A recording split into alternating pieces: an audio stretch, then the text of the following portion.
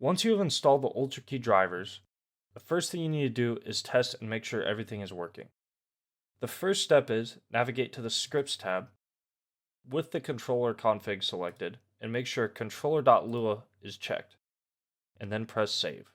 Once you have ensured that the script is selected, press save, hit start emulator. This will open up an FPS counter inside of your terminal. Next, go to hardwaretester.com/gamepad and press F10 on your keyboard. With this, W, A, S, and D should control the left stick while your mouse controls the right stick. Once you have verified that everything is working, navigate to controller and you can start messing with your keybinds.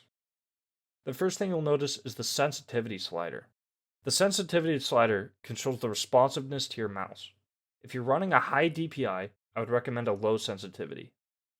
Now do note, this does not correlate with the turning speed in-game.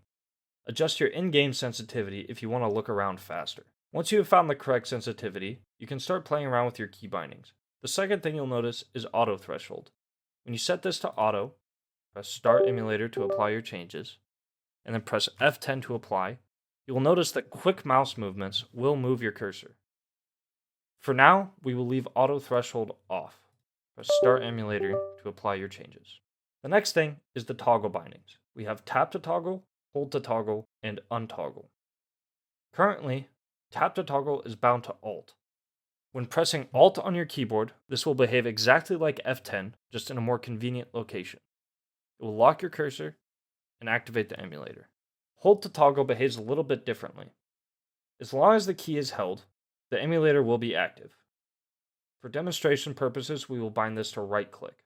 Once again, to apply, press start emulator.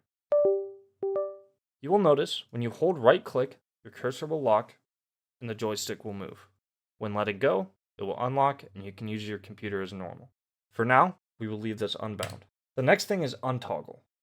We will bind this to right click. Press start emulator to apply.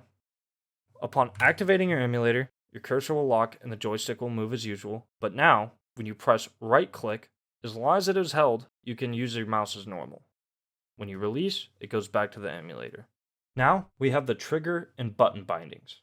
These, you can bind up to 3 keys per button on the controller.